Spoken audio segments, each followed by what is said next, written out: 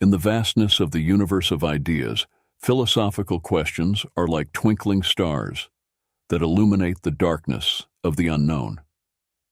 Amidst this intellectual spectacle, C.S. Lewis's 37 phrases emerge as constellations of insight and inquiry, inviting us to explore the deepest mysteries of human existence. These brief yet impactful words serve as portals to a journey of reflection and discovery. What do these phrases reveal about the nature of truth, morality, and life itself? How do they challenge us to rethink our own conceptions and delve into the depths of human thought? In this analysis, we will unravel the power of these C.S. Lewis phrases and explore the universal truths they reveal. 1.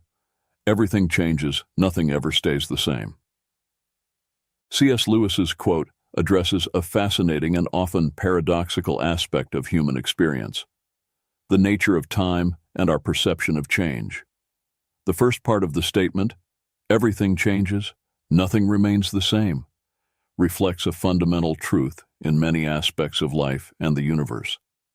From the laws of physics, which show that the universe is in a constant state of change and evolution, to transformations in society, technology, and our personal lives, change is a constant. The second part of the quote, "Isn't it funny how day by day nothing changes, but when you look back everything is different," speaks to how we perceive time and change in the short and long term. In day-to-day life, changes may seem insignificant or imperceptible because we are immersed in our routines, and the small daily variations do not seem to significantly alter the course of our lives. 2. There are far, far better things ahead than the ones you leave behind. This phrase by C.S. Lewis is an invitation to optimism and hope, encouraging us to look to the future with a positive perspective. The central idea is that, regardless of the losses or challenges we face, the future holds possibilities and joys that surpass what has been left behind.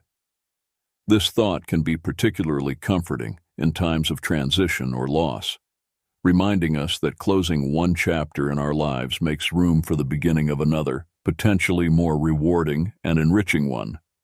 Lewis, with this statement, also touches on the transitory nature of life and the importance of not clinging excessively to the past or material things. Excessive attachment to what has been can prevent us from fully embracing new opportunities and experiences. The idea that the best is yet to come serves as a reminder to keep our minds and hearts open to the infinite possibilities the future holds. 3. Nothing in life ours to keep. This idea can be interpreted in various ways. In a material sense, it suggests that generosity and the act of sharing with others can enrich our own life experience, providing a sense of satisfaction and purpose that simple accumulation of material goods cannot offer. On a deeper level, it can be argued that only through generosity and altruism can we truly experience the richness of life, as it is in giving that we receive. Furthermore, Lewis may be touching on a broader spiritual or philosophical truth, where true freedom and fulfillment come from transcending selfishness and excessive attachment to worldly things. By opening ourselves to others and connecting to something greater than ourselves, we can find a sense of possession and belonging that is deeper and more enduring. 4. Give up yourself, and you will find your real self. This concept, often explored in spiritual and philosophical contexts, suggests that the true essence of who we are can only be found when we abandon the ego, superficial desires, and pretensions. Lewis is encouraging us to look beyond the layers of identity constructed by society, expectations, and our own ego. By giving up yourself, he refers to the act of setting aside these superficial layers to discover the true self that resides on a deeper level. This implies a process of detachment from material desires, selfish ambitions, and the relentless pursuit of external approval in order to connect with more authentic and enduring values. 5. Don't doubt your value. Don't run from who you are. Lewis suggests that our existence and essence have immense value simply because we are divine creations, regardless of how we compare ourselves to others or the ideals we may hold.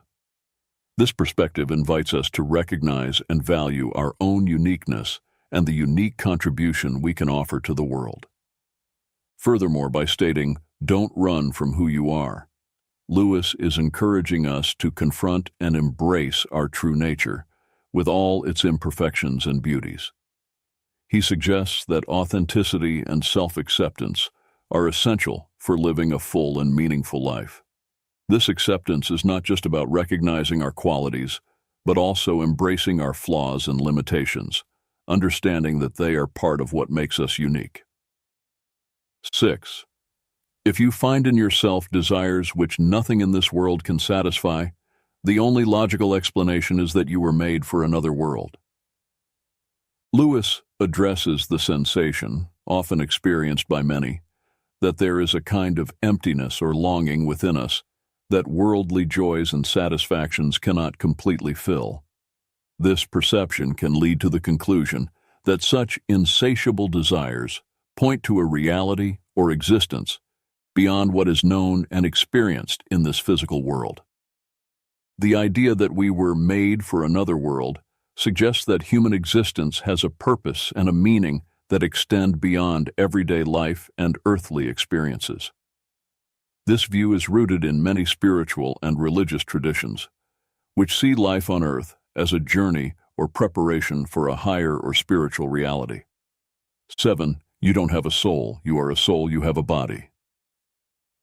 Lewis is challenging the common perception that often prioritizes the physical and material, redefining human identity in a way that places the soul, or the spiritual essence, at the center.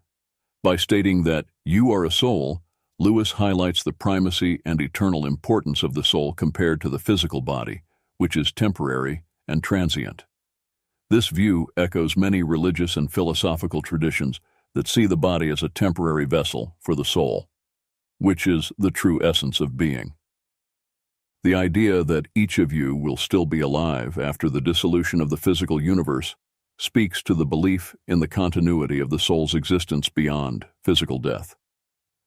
Lewis suggests that the true essence of who we are transcends the limitations of time and physical space, pointing to a spiritual reality that is eternal and unchanging. 8. Don't shine so others can see you. Shine so that, through you, others can see God. This idea is deeply rooted in the Christian notion of testimony, where an individual's life is seen as a mirror or a beacon that reflects God's light to the world. Instead of seeking personal glory, Lewis suggests that we should aspire to live in such a way that our actions, words, and even our presence allow others to glimpse divinity, goodness, and truth that transcend our individual existence. This perspective shifts the focus from the self to the other, and ultimately to the divine, promoting a way of living that is marked by generosity, service, and authenticity. By shining not for our own enhancement, but to illuminate the path to God, we are called to an existence that values humility and altruism, recognizing that our greatest contribution may be to facilitate others in finding their own connection to the sacred. 9. Hardships often prepare ordinary people for an extraordinary destiny. Lewis suggests that challenges and adversities are not mere meaningless obstacles, but rather instruments of growth and preparation. Difficulties have the potential to transform us, shaping our character and refining our virtues in ways that prosperity and ease simply cannot. This process of growth through adversity is often what prepares us to take on larger roles and responsibilities, leading us to destinies that far surpass our initial circumstances. By mentioning that God allows these experiences of low points, Lewis is touching on the notion that there is a divine order and purpose behind life's events, even those that seem negative at first glance. The lessons learned through adversity are seen as essential to our spiritual and personal development, teaching us perseverance, compassion, humility, and dependence on a force greater than ourselves. The idea that God does not make anyone wait unless it is good for him to wait reflects a view that God's timing is perfect, even if we do not immediately understand it. Patience and waiting are seen not as emptiness or meaningless inactivity, but as an opportunity for internal growth and preparation for what is to come. Thus, Lewis encourages us to face difficulties and periods of waiting not as abandonments, but as integral parts of a larger plan that leads us to an extraordinary destiny. 10. Experience is the most brutal of teachers. By referring to experience as the most brutal of teachers, Lewis is underscoring the often harsh and unforgiving nature of real life as a vehicle for learning. Unlike theoretical or academic learning, experience educates us through successes, and more often through failures, losses, and challenges. These moments can be painful and difficult to endure, but they are also incredibly potent in forging character, resilience, and wisdom. The second part of the phrase, "but you learn, my God, do you learn," emphasizes the effectiveness of this type of learning. Despite its brutality, or perhaps because of it, the lessons learned through experience tend to be deeply internalized. The direct experience of consequences, whether positive or negative, engraves knowledge in a way that passive instruction rarely achieves. 11. Repeated failures are fingerposts on the road to achievement. In describing failures as fingerposts, Lewis suggests that each failure serves as a lesson and a guide, pointing towards adjustments and changes necessary in our approaches, strategies, or even in our understanding. These posts illuminate the way, offering critical insights that help us navigate the path towards our goals. The idea of failing forward is particularly powerful. It implies that each failure, instead of pushing us backward, actually propels us forward, bringing us closer to success. This is because we learn, adapt, and grow through our experiences of failure. This concept encourages a mindset of resilience and persistence, where obstacles are seen as opportunities for development and improvement. 12. You are never too old to set another goal or to dream a new dream. Lewis challenges the notion that age is a barrier to aspirations, goals, and dreams. He emphasizes the infinite capacity of the human being to reinvent oneself and pursue new directions, regardless of where one stands in their life journey. This idea is an invitation to reject self-imposed limitations and social expectations that often accompany aging. Instead of viewing old age as a time to slow down or give up on new endeavors, Lewis suggests that there is always room for new beginnings and possibilities. This can be particularly inspiring for those who may feel they have missed opportunities or that it is too late to pursue passions or interests that have been set aside. Essentially, Lewis reminds us that the ability to dream and aspire knows no age limits. This message serves as an encouragement to continue seeking growth, fulfillment, and joy in all stages of our lives, embracing the ongoing journey of discovery and renewal. 13. Don't let your happiness depend on something you may lose. This brings forth a profound reflection on the nature of happiness and the importance of grounding it in aspects of life that are enduring and intrinsic, rather than external and transient. This idea encourages us to reconsider the sources of our joy and satisfaction, warning against basing our happiness on elements that are outside of our control and can easily be altered or lost, such as material possessions, social status, or even specific relationships. By highlighting the volatility of many of the things we value, Lewis suggests the pursuit of a more authentic and resilient happiness, one that is not shaken by the inevitable changes and challenges of life. This may involve cultivating internal virtues such as peace of mind, gratitude, self-love, and spirituality, which are less susceptible to external circumstances. 14. This world is a great sculptor's shop. It is a rich metaphor reflecting on the process of personal growth and transformation within the context of human existence. Comparing the world to a sculptor's workshop, Lewis suggests that life experiences, with their challenges and opportunities, act as the tools and techniques used by a sculptor to shape and define their creations. In this analogy, we humans are like unfinished statues, constantly being formed and refined by the hands of the sculptor, a metaphor for life's forces, circumstances, interactions with other people, and possibly a divine influence or destiny. Each experience carves our character, molds our values, and affects our life trajectory, contributing to the ongoing process of becoming who we are meant to be. The rumor that some statues will come to life can be interpreted as an allusion to the idea of reaching a state of awakening or spiritual enlightenment, where one becomes fully aware of their purpose, their essential nature, and their connection to something greater than themselves. This can also be seen as a moment of personal fulfillment, where a person transcends previous limitations and emerges more alive, authentic, and fully realized. 15. We are mirrors whose brightness, if we are bright, is wholly derived from the sun that shines upon us. Comparing ourselves to mirrors suggests that our value and brightness are not inherent, but reflected from a larger external source, in this case, symbolized by the sun. This source can be interpreted in various ways, including love, truth, beauty, or in a spiritual context, the divine. The idea that our brightness is wholly derived from this external source reminds us of our dependence and connection to something beyond ourselves to find meaning, purpose, and light in our lives.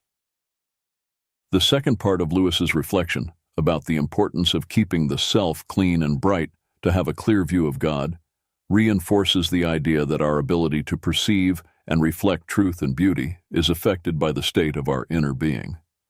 Just as the view of the moon can be obscured by a dirty telescope, our perception of the divine or the deeper meaning of life can be clouded by our faults, biases, or spiritual neglect. 16. There are two kinds of people, those who say to God, "Thy will be done," and those to whom God says in the end, "Thy will be done." Lewis delineates a fundamental division between those who choose to submit to divine will and those who insist on following their own path, regardless of divine guidance. By saying, "Thy will be done," an individual expresses a willingness to align with God's purposes and plans, placing God's wisdom and authority above their own preferences and desires. This voluntary submission is seen as an act of faith and trust in God's goodness and sovereignty. On the other hand, when God says, "Thy will be done" to an individual, Lewis suggests that God grants that person the freedom to choose their own path, even if that path leads to separation from God. This is an expression of divine justice and respect for human freedom, allowing the natural consequences of a person's choices to unfold. 17. C.S. Lewis's reflection. I have no duty to be anyone's friend, and no man in the world has a duty to be mine. No claims, no shadow of necessity. Friendship is unnecessary, like philosophy, like art, like the universe itself, for God did not need to create.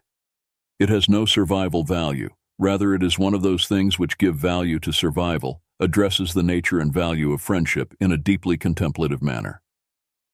Lewis is highlighting that friendship, unlike basic needs such as food and shelter, is not essential for our physical survival. However, he argues that it is precisely this unnecessariness that elevates friendship, philosophy, art, and the universe to something that transcends mere functionality or utility. Friendship is valued not for its usefulness, but for its ability to enrich the human experience, adding a layer of meaning, joy, and depth to life that goes beyond mere survival. By stating that there is no duty in friendship, Lewis also suggests that true relationships should not be based on obligations or expectations, but rather on a free and mutual choice to share life, thoughts, and moments. This underscores authenticity and voluntariness as essential aspects of meaningful friendships. The comparison with God's creation of the universe serves to illustrate the idea that the intrinsic value of something may lie in its beauty, complexity, and ability to inspire, rather than in its functional necessity. Thus, Lewis leads us to appreciate friendship and, by extension, art, philosophy, and the universe as gifts that enrich our existence, making life not only bearable, but deeply valuable. 18. You will never make a good impression on other people until you stop thinking about what sort of impression you are making. Lewis suggests that conscious effort to shape how we are seen often has the opposite effect, leading to a perception of inauthenticity or excessive effort. This reflection encourages us to adopt a more genuine and less calculated approach in social interactions. When concern about the impression we are making is replaced by authenticity and being present in the moment, we are more likely to truly connect with others. This is because authenticity promotes an openness and vulnerability that are essential for meaningful human relationships. Additionally, excessive concern about image can distract us from listening and engaging meaningfully with others, as we are more focused on how we are being perceived than on the interaction itself. By releasing the need to control others' perception, we make space to be ourselves, which is often more attractive and impressive than any carefully constructed persona. 19. To love at all is to be vulnerable. Lewis highlights that the act of loving inherently involves the risk of pain and loss because opening the heart to others, whether to people, animals, or even passions, exposes us to the possibility of being hurt. However, he argues that the only way to completely avoid this pain, by isolating oneself and protecting the heart from any emotional involvement, comes at a much higher cost. By doing so, the heart, while safe from pain, also becomes isolated from any form of true love and consequently from one of the most enriching experiences of human life. The paradox presented by Lewis is that in attempting to shield the heart from any harm by making it unbreakable and impenetrable, we actually render it unredeemable.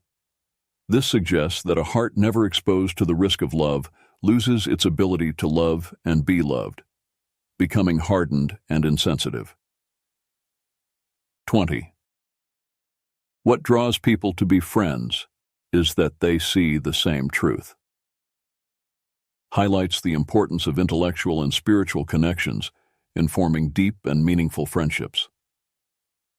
Lewis suggests that at the core of true friendships, there is a mutual recognition and appreciation of certain values, ideas, or fundamental truths that transcend superficial circumstances or passing interests.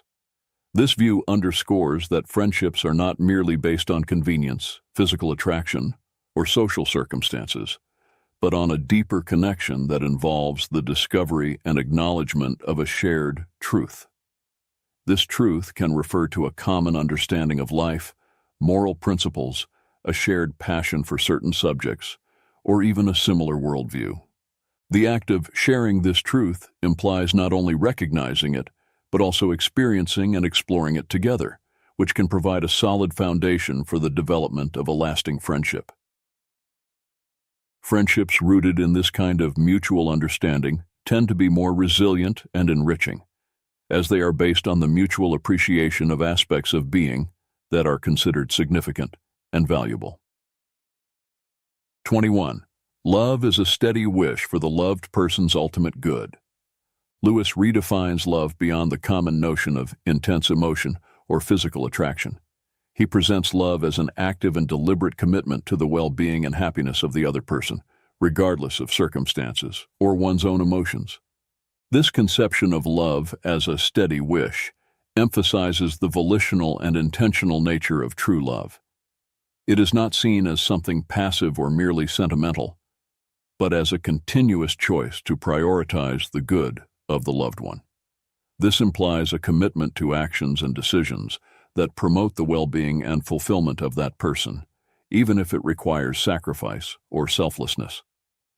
By qualifying the supreme good so far as it can be attained, Lewis also acknowledges the reality of human limitations in life circumstances. He suggests that while love aspires to the ideal of the highest good for the loved one must act within practical possibilities and the limitations of the real world. 22.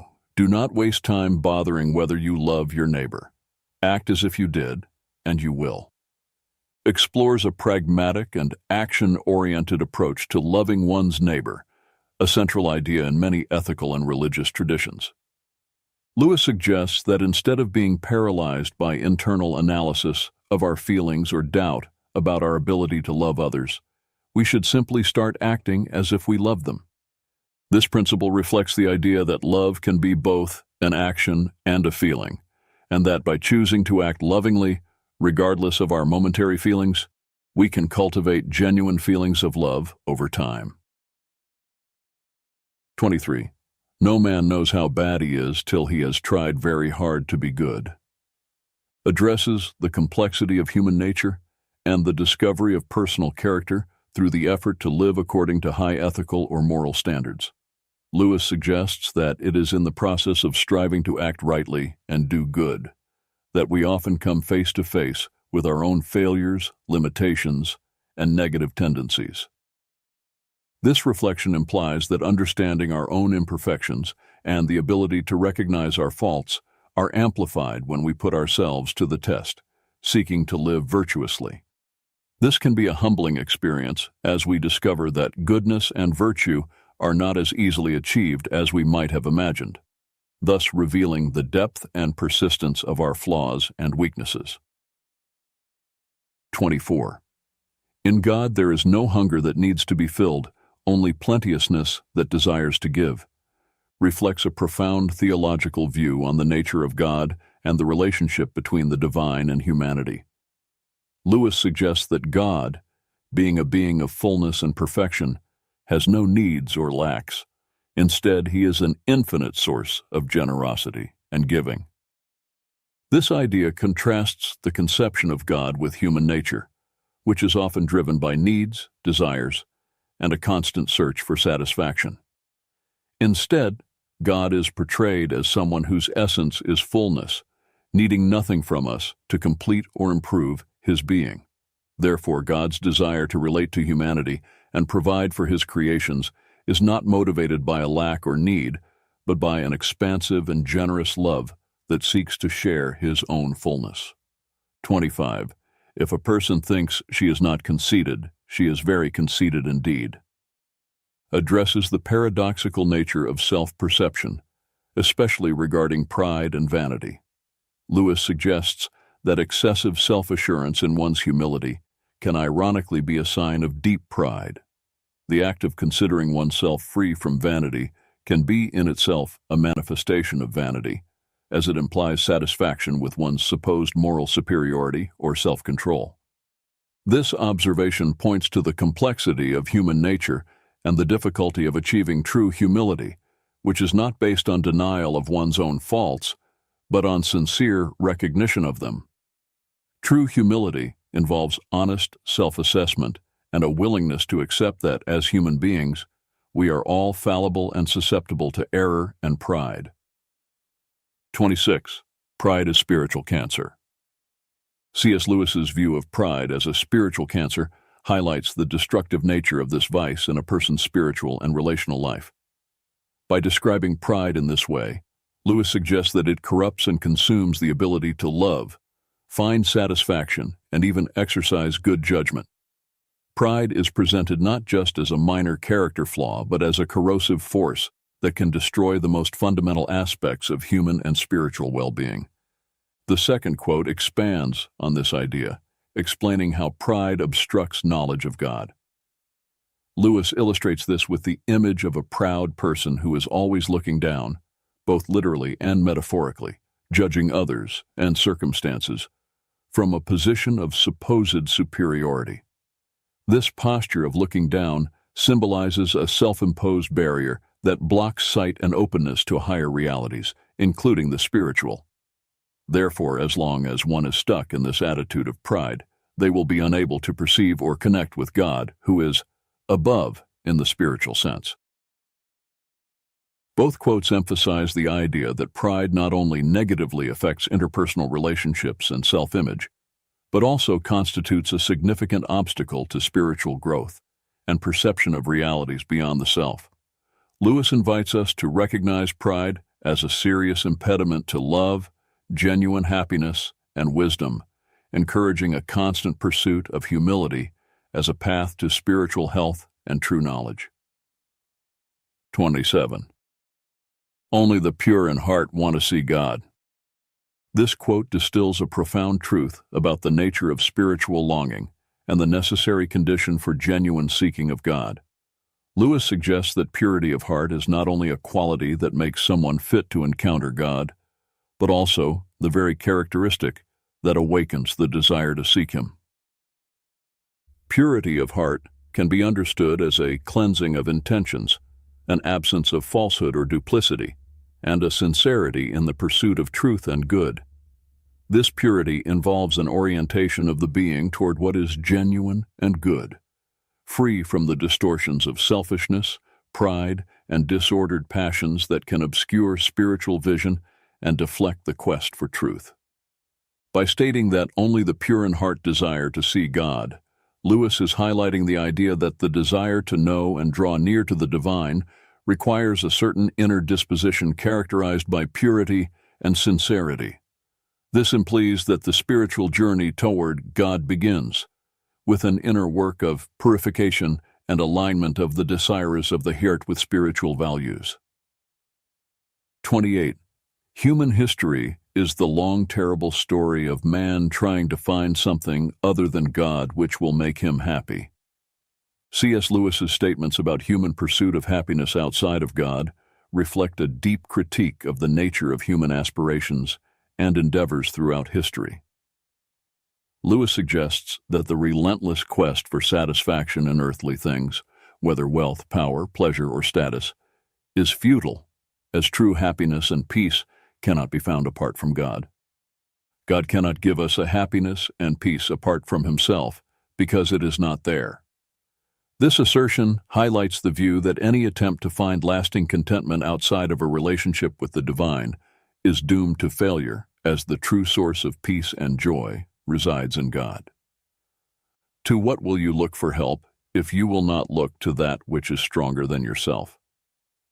This rhetorical question invites reflection on the need to seek support and guidance in a force greater than our own limited human capacity, suggesting that reliance on purely human resources or solutions is insufficient to address life's fundamental challenges.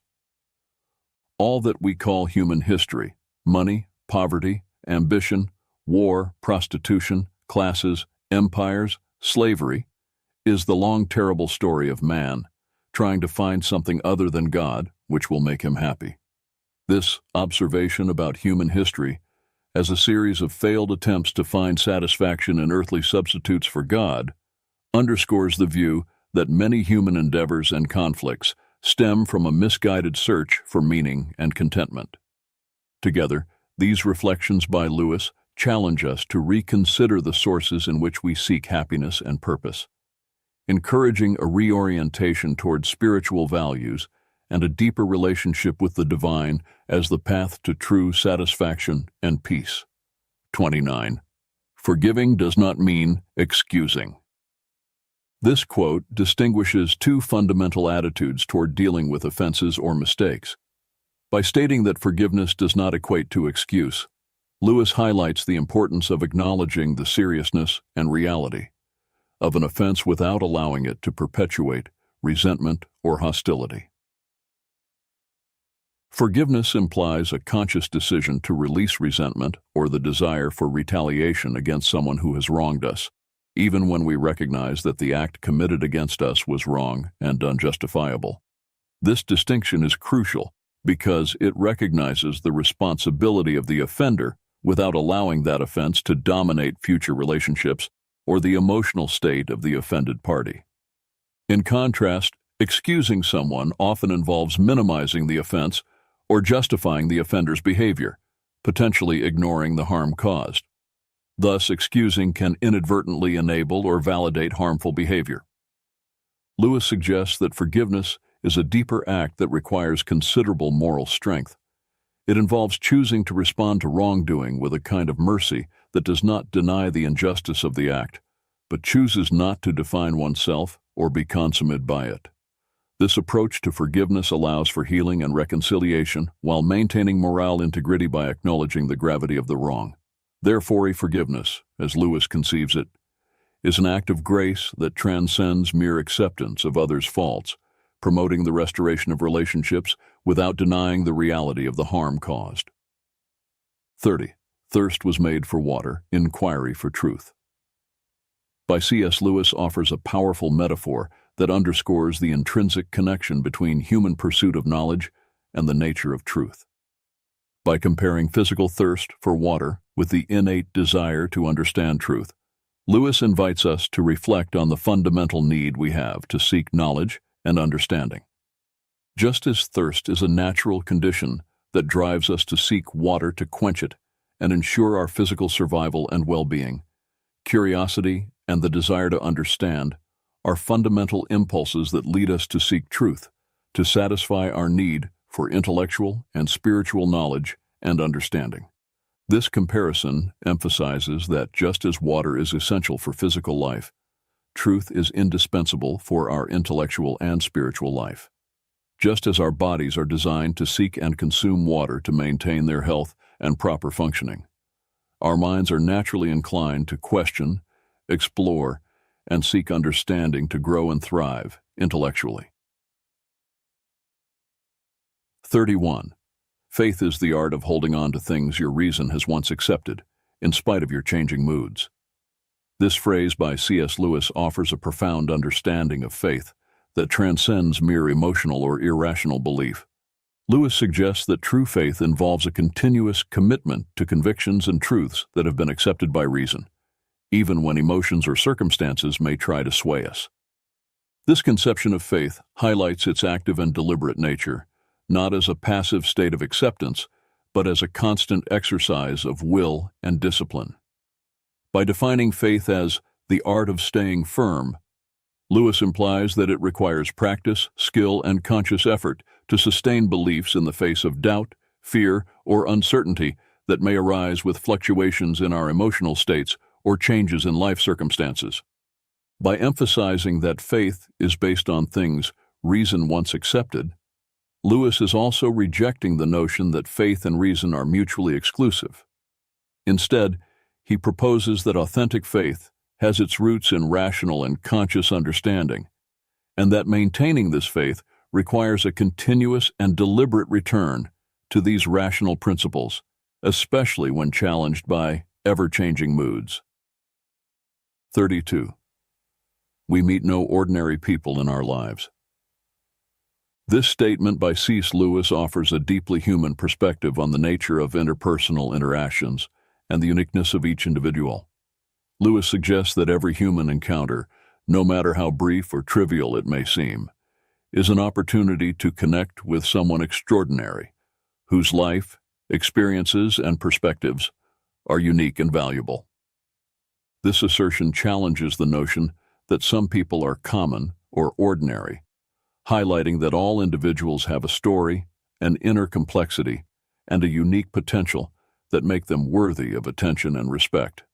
Even those who may seem to play mundane roles in our lives can have unexplored depths and inner riches that deserve to be recognized and valued. 33. Everyone thinks forgiveness is a lovely idea until he has something to forgive. This quote addresses the challenging nature of forgiveness and how our perspective on it can change when we find ourselves in the position of needing to forgive someone for a transgression or injustice. Initially, many people may agree that forgiveness is a noble and desirable virtue, recognizing its moral value and the emotional benefits it can bring to both the aggressor and the offended party. However, when confronted with the reality of a situation where they have been hurt or harmed by someone else, the act of forgiveness can become much more difficult than they imagined. This quote highlights the human tendency to idealize forgiveness when we are not directly involved in situations of conflict or hurt. However, when we are faced with the real need to forgive someone who has hurt us, we may discover that forgiveness is a complex and painful process that challenges our emotions, self-image, and values. 34. Integrity is doing the right thing, even when no one is watching. This quote highlights the importance of acting in accordance with our values and principles, regardless of the presence of supervision or the potential for reward or punishment. By defining integrity as doing the right thing, Lewis suggests that true integrity goes beyond simply following rules or social norms. It is a matter of moral and ethical principles. This implies making choices based on what is morally correct, even if it is easier or more advantageous to act otherwise. The part of the phrase that emphasizes that this should be done even when no one is watching underscores the importance of authenticity and consistency in our actions. This means that integrity is not something we display only to impress others or avoid negative consequences. It is a quality that is inherently valuable and shapes our conduct in all aspects of life. 35. Children are not a distraction from more important work. They are the most important work. This quote emphasizes the priority and significance of caring for and raising children in a person's life. In doing so, Lewis highlights the responsibility and privilege that parents have to shape and influence the development and future of their children. This statement challenges the common notion that caring for children is merely a secondary part or an obligation that competes with other activities considered more important or meaningful. Instead, Lewis argues that children are not a distraction, but rather the central focus and primary responsibility of any adult who takes on the role of a father or mother. By recognizing children as the most important work, Lewis underscores the profound influence that parents have on the lives and development of their children. He suggests that parental care extends beyond simply providing material needs. It involves nurturing, educating, guiding, and loving children, preparing them to face life's challenges and become responsible and compassionate adults. 36. A children's story that can only be enjoyed by children is not a good children's story. Lewis argues that a story intended for children should be able to captivate and enchant not only the child audience, but also adults, regardless of their age. This statement suggests that the best children's stories transcend age limitations and have a universal appeal that resonates with readers of all ages. They should contain elements such as imagination, adventure, wisdom, and emotion, which can be appreciated and valued by people of all ages, from the youngest children to the oldest adults. By emphasizing that a good children's story should be able to attract a broader audience, Lewis acknowledges the importance of the power of narrative to educate, inspire, and entertain people of all ages. He suggests that, even as we grow and mature, we never lose our love for the magic of enchanting stories, and that we should continue to seek out that magic throughout our lives. 37. True humility is not thinking less of yourself, it's thinking of yourself less. By stating that true humility is not thinking less of yourself, Lewis highlights that self-esteem and recognizing one's own worth are not incompatible with humility. On the contrary, genuine humility involves a balanced view of oneself, free from arrogance or pride, but also free from self-deprecation or underestimation. The second part of the phrase, "it's thinking of yourself less," points to the essence of true humility. It suggests that genuine humility is characterized by a shift of focus from the ego and one's own needs to the needs and interests of others. This implies a spirit of service, compassion, and consideration for others, where the self is not at the center of attention, but rather concern for the well-being and happiness of others. This quote challenges the common notion that humility is linked to self-denial or lack of self-esteem. Instead, Lewis argues that true humility is rooted in a balanced view of oneself, combined with a sincere willingness to put others first. As 37 quotes by C.S. Lewis offer a rich and multifaceted tapestry of wisdom and insight into various aspects of human life, faith, morality, and the human condition. Together, these quotations form a comprehensive panorama that invites deep reflection and personal introspection. A conclusion we can draw from these quotes is the importance of seeking truth, authenticity, and integrity in our lives. Lewis reminds us that true wisdom lies in the ability to look beyond superficial appearances and delve into the essence of things, cultivating a deeper understanding of the world and ourselves. Moreover, the quotes highlight the importance of empathy, compassion, and love for others, as well as the need to cultivate virtues such as humility, forgiveness, and gratitude in our daily lives. They challenge us to grow, to learn, and to evolve as individuals, constantly striving for moral and spiritual excellence. Another recurring theme in these quotes is the idea that true happiness and fulfillment are not found in material achievements or external successes, but rather in connection with the divine, in cultivating meaningful relationships and in serving others. Ultimately, C.S. Lewis's words remind us that the journey of life is a continuous search for meaning, purpose, and transcendence. They encourage us to embrace the challenges, to embrace the journey of life with courage and determination, and to constantly seek truth, goodness, and beauty in the world around us. Around us. Around us. Around us. Around us. Around us. 19. Christian Apologetics. This was read to the Anglican Carmarthen Conference for Youth Leaders and Junior Clergy at Easter 1945. It was subsequently published in Undeceptions 1971 and later in Compelling Reason 1998. Some of you are priests and some are leaders of youth organizations. I have little right to address either. It is for priests to teach me, not for me to teach them. I have never helped to organize youth, and while I was young myself, I successfully avoided being organized.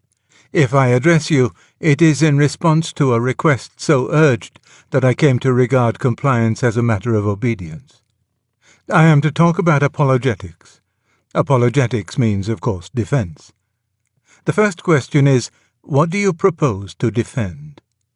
Christianity, of course, and Christianity as understood by the Church in Wales. And here at the outset, I must deal with an unpleasant business. It seems to the layman that in the Church of England we often hear from our priests doctrine which is not Anglican Christianity. It may depart from Anglican Christianity in either of two ways. One, it may be so broad or liberal or modern that it in fact excludes any real supernaturalism and thus ceases to be Christian at all. 2. It may, on the other hand, be Roman. It is not, of course, for me to define to you what Anglican Christianity is. I am your pupil, not your teacher. But I insist that wherever you draw the lines, bounding lines must exist, beyond which your doctrine will cease either to be Anglican or to be Christian. And I suggest also that the lines come a great deal sooner than many modern priests think.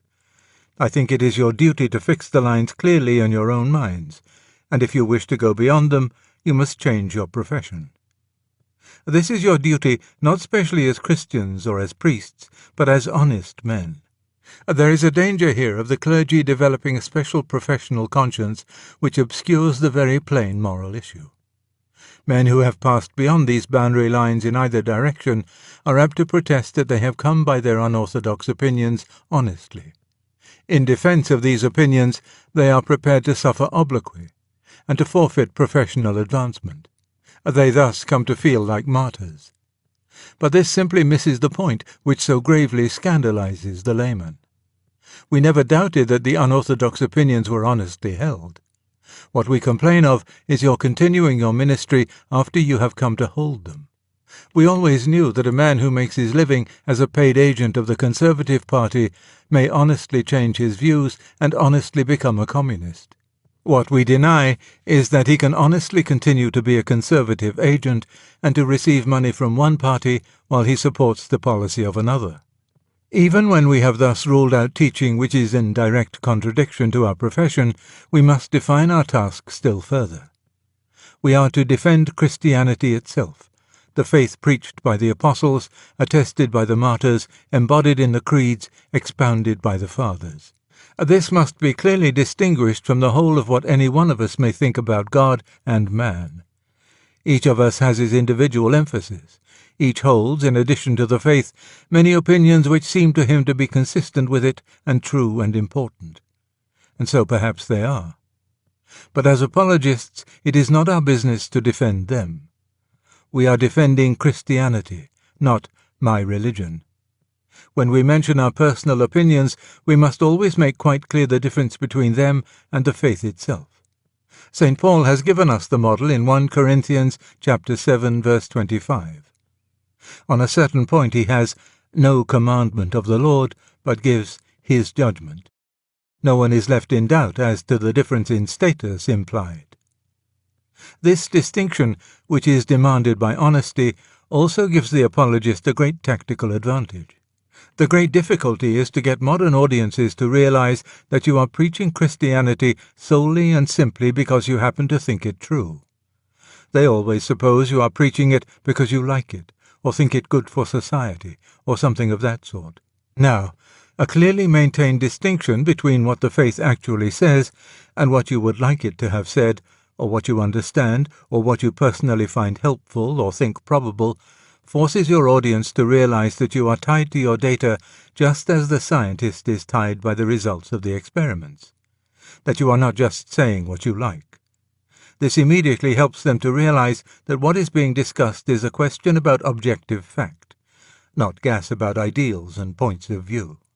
Secondly, this scrupulous care to preserve the Christian message as something distinct from one's own ideas has one very good effect upon the apologist himself. It forces him, again and again, to face up to those elements in original Christianity which he personally finds obscure or repulsive. He is saved from the temptation to skip or slur or ignore what he finds disagreeable.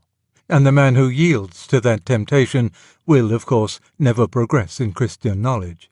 For obviously, the doctrines which one finds easy are the doctrines which give Christian sanction to truths you already knew. The new truth, which you do not know and which you need, must, in the very nature of things, be hidden precisely in the doctrines you least like and least understand. It is just the same here as in science. The phenomenon which is troublesome, which doesn't fit in with the current scientific theories, is the phenomenon which compels reconsideration, and thus leads to new knowledge. Science progresses because scientists, instead of running away from such troublesome phenomena or hushing them up, are constantly seeking them out. In the same way, there will be progress in Christian knowledge only as long as we accept the challenge of the difficult or repellent doctrines. A liberal Christianity, which considers itself free to alter the faith whenever the faith looks perplexing or repellent, must be completely stagnant. Progress is made only into a resisting material. From this, there follows a corollary about the apologist's private reading. There are two questions he will naturally ask himself. 1. Have I been keeping abreast of recent movements in theology? 2. Have I stood firm, super monstratus vias, amidst all these winds of doctrine? Ephesians chapter 4, verse 14. I want to say emphatically that the second question is far the more important of the two. Our upbringing and the whole atmosphere of the world we live in make it certain that our main temptation will be that of yielding to winds of doctrine, not that of ignoring them. We are not at all likely to be hidebound. We are very likely indeed to be the slaves of fashion. If one has to choose between reading the new books and reading the old, one must choose the old. And not because they are necessarily better, but because they contain precisely those truths of which our own age is neglectful. The standard of permanent Christianity must be kept clear in our minds, and it is against that standard that we must test all contemporary thought. In fact, we must at all costs not move with the times. We serve one who said, "Heaven and earth shall move with the times, but my words shall not move with the times." Matthew chapter 24, verse 35, Mark chapter 13, verse 31, Luke chapter 21, verse 33. I am speaking so far of theological reading. Scientific reading is a different matter. If you know any science, it is very desirable that you should keep it up. We have to answer the current scientific attitude towards Christianity, not the attitude which scientists adopted 100 years ago. Science is in continual change, and we must try to keep abreast of it. For the same reason, we must be very cautious of snatching at any scientific theory which, for the moment, seems to be in our favour. We may mention such things, but we must mention them lightly and without claiming that they are more than interesting. Sentences beginning, "Science has now proved," should be avoided. If we try to base our apologetic on some recent development in science, we shall usually find that just as we have put the finishing touches to our argument, science has changed its mind and quietly withdrawn the theory we have been using as our foundation stone. Timeo Danaos et dona ferentes is a sound principle. While we are on the subject of science, let me digress for a moment. I believe that any Christian who is qualified to write a good popular book on any science may do much more good by that than by any directly apologetic work. The difficulty we are up against is this. We can make people often attend to the Christian point of view for half an hour or so. But the moment they have gone away from our lecture or laid down our article, they are plunged back into a world where the opposite position is taken for granted. Every newspaper, film, novel, and textbook undermines our work. As long as that situation exists, widespread success is simply impossible. We must attack the enemy's line of communication. What we want is not more little books about Christianity, but more little books by Christians on other subjects, with their Christianity latent. You can see this most easily if you look at it the other way round. Our faith is not very likely to be shaken by any book on Hinduism. But if, whenever we read an elementary book on geology, botany, politics, or astronomy, we found that its implications were Hindu, that would shake us.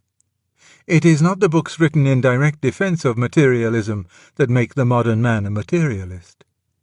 It is the materialistic assumptions in all the other books. In the same way, it is not books on Christianity that will really trouble him. But he would be troubled if, whenever he wanted a cheap popular introduction to some science, the best work on the market was always by a Christian. The first step to the reconversion of the country is a series produced by Christians which can beat the Penguins and the Thinkers' Library on their own ground. Its Christianity would have to be latent, not explicit, and, of course, its science perfectly honest.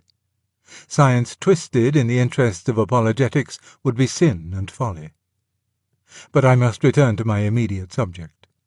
Our business is to present that which is timeless, the same yesterday, today, and tomorrow, Hebrews chapter 8, verse 8, in the particular language of our own age. The bad preacher does exactly the opposite. He takes the ideas of our own age and tricks them out in the traditional language of Christianity. Thus, for example, he may think about the Beveridge Report and talk about the coming of the kingdom. The core of his thought is merely contemporary. Only the superficies is traditional. But your teaching must be timeless at its heart and wear a modern dress. This raises the question of theology and politics. The nearest I can get to a settlement of the frontier problem between them is this: that theology teaches us what ends are desirable and what means are lawful, while politics teaches us what means are effective. Thus theology tells us that every man ought to have a decent wage. Politics tells us by what means this is likely to be attained. Theology tells us which of these means are consistent with justice and charity. On the political question, guidance comes not from revelation, but from natural prudence, knowledge of complicated facts, and ripe experience. If we have these qualifications, we may, of course, state our political opinions. But then we must make it quite clear that we are giving our personal judgment and have no command from the Lord. Not many priests have these qualifications. Most political sermons teach the congregation nothing except what newspapers are taken at the rectory. Our great danger at present is lest the Church should continue to practice a merely missionary technique in what has become a missionary situation. A century ago, our task was to edify those who had been brought up in the faith. Our present task is chiefly to convert and instruct infidels. Great Britain is as much a part of the mission field as China. Now, if you were sent to the Bantus, you would be taught their language and traditions. You need similar teaching about the language and mental habits of your own uneducated and unbelieving fellow countrymen. Many priests are quite ignorant on this subject. What I know about it, I have learned from talking in RAF camps. They were mostly inhabited by Englishmen, and, therefore, some of what I shall say may be irrelevant to the situation in Wales. You will sift out what does not apply. 1. I find that the uneducated Englishman is an almost total skeptic about history. I had expected he would disbelieve the Gospels because they contain miracles, but he really disbelieves them because they deal with things that happened 2,000 years ago. He would disbelieve equally in the Battle of Actium if he heard of it. To those who have had our kind of education, his state of mind is very difficult to realize. To us, the present has always appeared as one section in a huge continuous process. In his mind, the present occupies almost the whole field of vision. Beyond it, isolated from it, and quite unimportant, is something called the old days, a small comic jungle in which highwaymen, Queen Elizabeth, knights in armour, etc. wander about.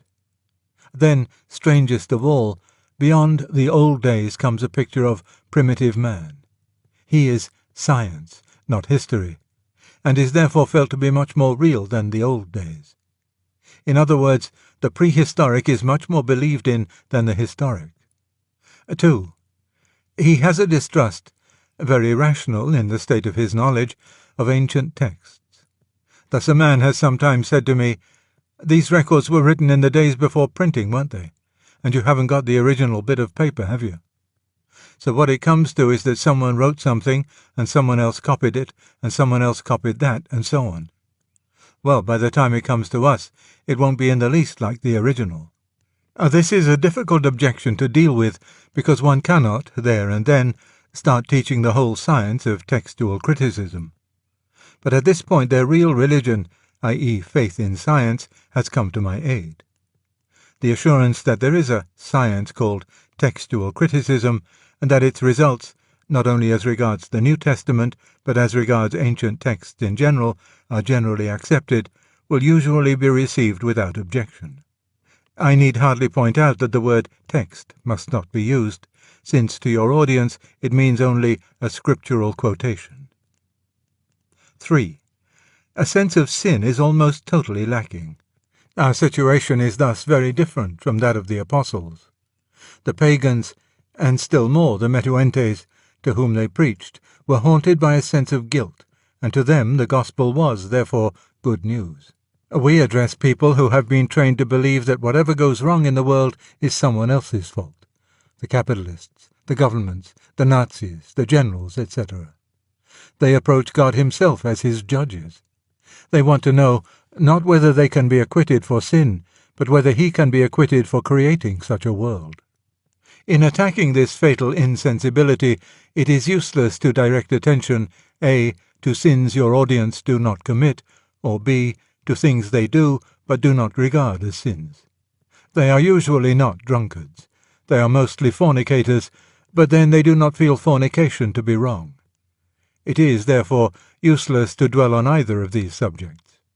Now that contraceptives have removed the obviously uncharitable element in fornication, I do not myself think we can expect people to recognize it as a sin until they have accepted Christianity as a whole. I cannot offer you a watertight technique for awaking the sense of sin. I can only say that, in my experience, if one begins from the sin that has been one's own chief problem during the last week, one is very often surprised at the way this shaft goes home. But whatever method we use, our continual effort must be to get their minds away from public affairs and crime and bring them down to brass tacks, to the whole network of spite, greed, envy, unfairness, and conceit in the lives of ordinary, decent people like themselves and ourselves. 4. We must learn the language of our audience. And let me say at the outset that it is no use at all laying down a priori what the plain man does or does not understand. You have to find out by experience. Thus, most of us would have supposed that the change from may truly and indifferently minister justice to may truly and impartially, made that place easier to the uneducated. But a priest of my acquaintance discovered his sexton saw no difficulty in indifferently. It means making no difference between one man and another, he said, but had no idea what impartially meant. On this question of language, the best thing I can do is to make a list of words which are used by people in a sense different from ours. Atonement does not really exist in a spoken modern English, though it would be recognized as a religious word. Insofar as it conveys any meaning to the uneducated, I think it means compensation. No one word will express to them what Christians mean by atonement. You must paraphrase. Being, noun, never means merely entity in popular speech. Often it means what we should call a personal being. E.g., a man said to me, "I believe in the Holy Ghost, but I don't think he is a being." Catholic means papistical. Charity means A. alms, B. a charitable organization, C. much more rarely, indulgence, i.e., a charitable attitude towards a man is conceived as one that denies or condones his sins, not as one that loves the sinner in spite of them.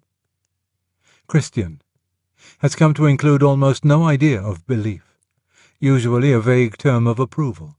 The question, "What do you call a Christian?" has been asked of me again and again. The answer they wish to receive is, "A Christian is a decent chap who's unselfish," etc. Church means A. sacred building, B. the clergy. Does not suggest to them the company of all faithful people. Generally used in a bad sense. Direct defense of the church is part of our duty, but use of the word church, where there is no time to defend it, alienates sympathy and should be avoided where possible. Creative now means merely talented, original. The idea of creation in the theological sense is absent from their minds. Creature means beast, irrational animal. Such an expression as, "we are only creatures," would almost certainly be misunderstood. Crucifixion, cross, etc.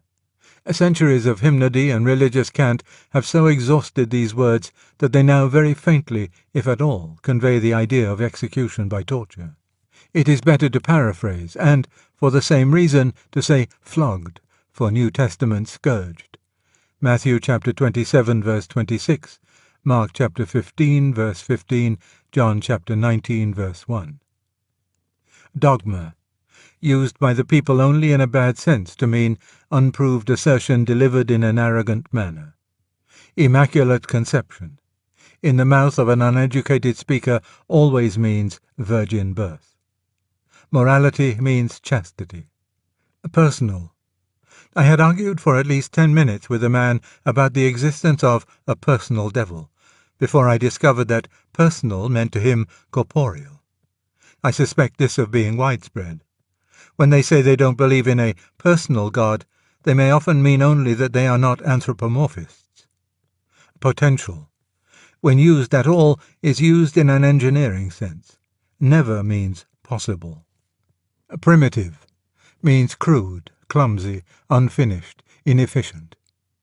Primitive Christianity would not mean to them at all what it does to you. Sacrifice has no associations with temple and altar. They are familiar with this word only in the journalistic sense. The nation must be prepared for heavy sacrifices. Spiritual means primarily immaterial, incorporeal, but with serious confusions from the Christian uses of pneuma. Hence the idea that whatever is spiritual, in the sense of non-sensuous, is somehow better than anything sensuous. E.g., they don't really believe that envy could be as bad as drunkenness. Vulgarity usually means obscenity or smut. There are bad confusions, and not only in uneducated minds, between A. the obscene or lascivious, what is calculated to provoke lust, B. the indecorous, what offends against good taste or propriety, C. the vulgar proper, what is socially low. Good people tend to think B as sinful as A, with the result that others feel A to be just as innocent as B. To conclude, you must translate every bit of your theology into the vernacular. This is very troublesome, and it means you can say very little in half an hour, but it is essential. It is also of the greatest service to your own thought. I have come to the conviction that if you cannot translate your thoughts into uneducated language, then your thoughts were confused. Power to translate is the test of having really understood one's own meaning. A passage from some theological work for translation into the vernacular ought to be a compulsory paper in every ordination examination. I turn now to the question of the actual attack. This may be either emotional or intellectual. If I speak only of the intellectual kind, that is not because I undervalue the other, because, not having been given the gifts necessary for carrying it out, I cannot give advice about it. But I wish to say most emphatically that where a speaker has that gift, the direct evangelical appeal of the "come to Jesus" type can be as overwhelming today as it was 100 years ago. I have seen it done, preluded by a religious film and accompanied by hymn singing, and with very remarkable effect. I cannot do it, but those who can ought to do it with all their might.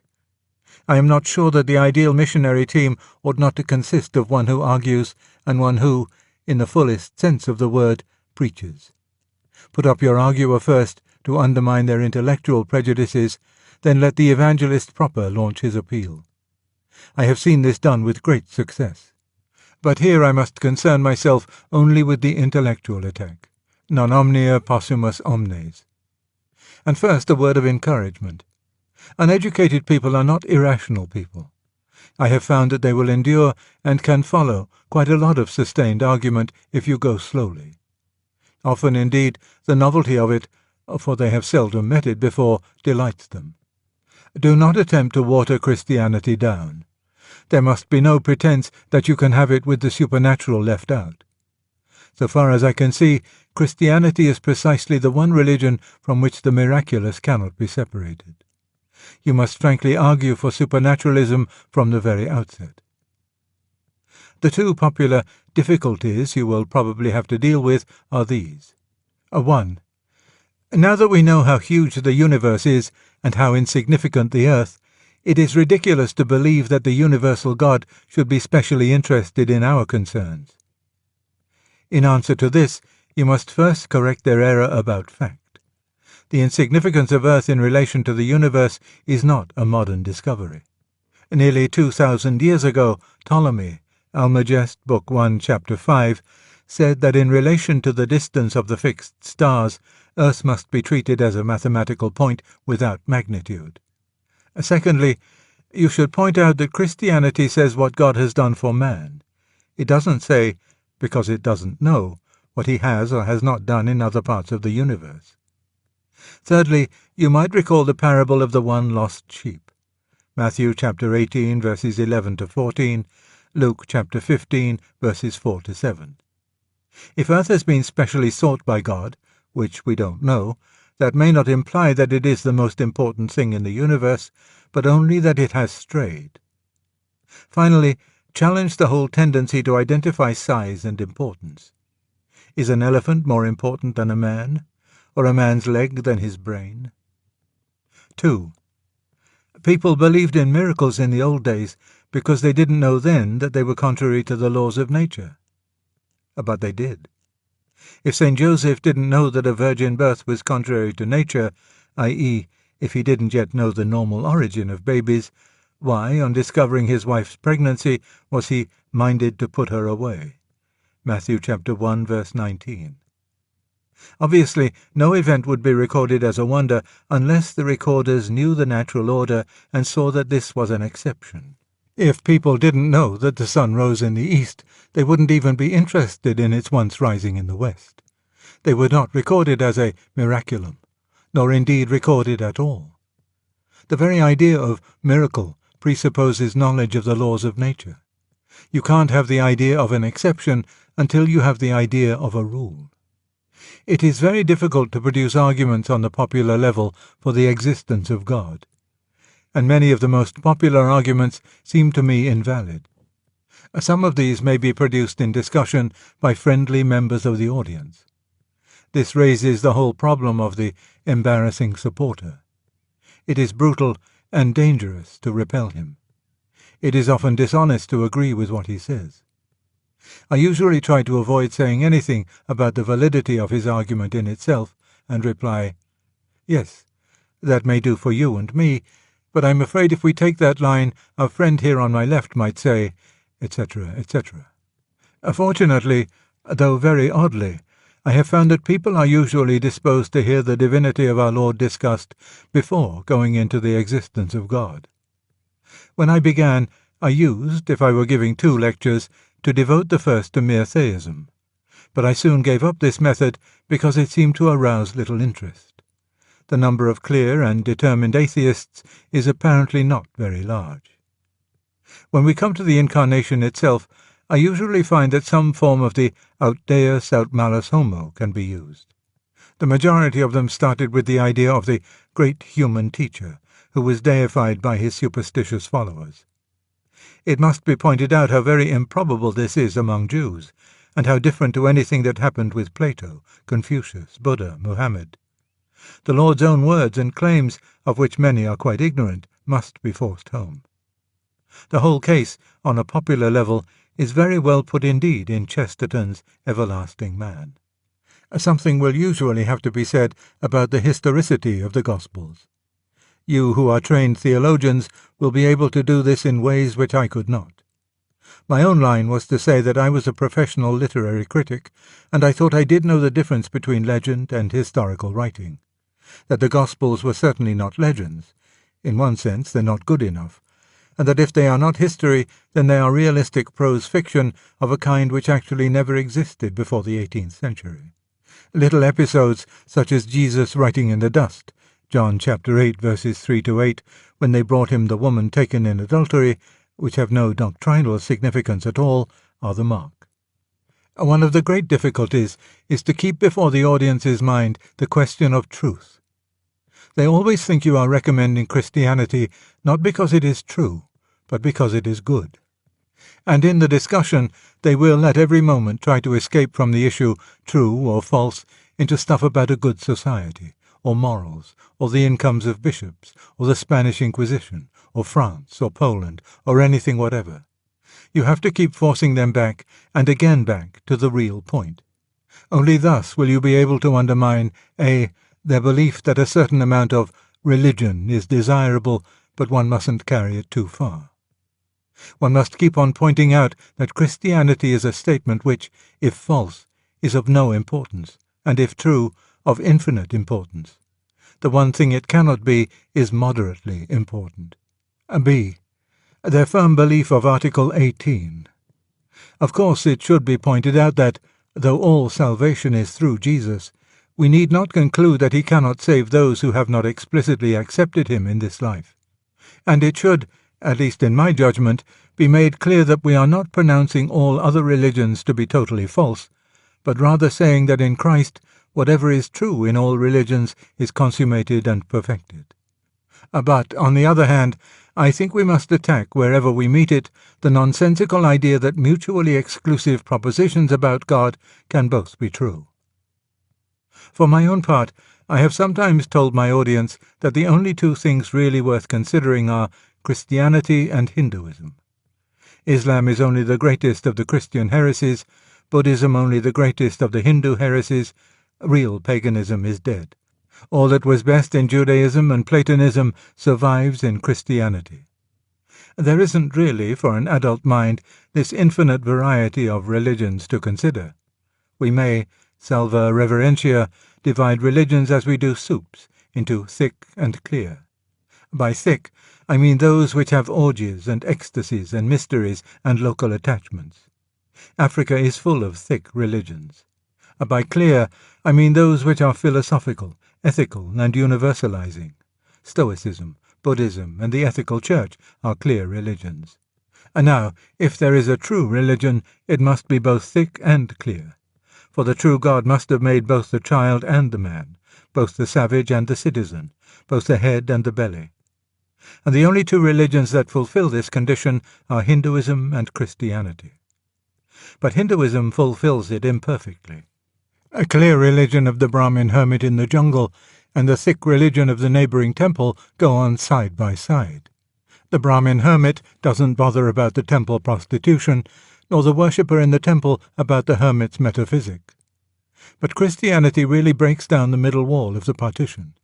It takes a convert from Central Africa and tells him to obey an enlightened universalist ethic. It takes a 20th century academic prig like me and tells me to go fasting to a mystery, to drink the blood of the Lord. The savage convert has to be clear, I have to be thick. That is how one knows one has come to the real religion. One last word. I have found that nothing is more dangerous to one's own faith than the work of an apologist. No doctrine of that faith seems to me so spectral, so unreal, as one that I have just successfully defended in a public debate. For a moment, you see, it has seemed to rest on oneself. As a result, when you go away from that debate, it seems no stronger than that weak pillar.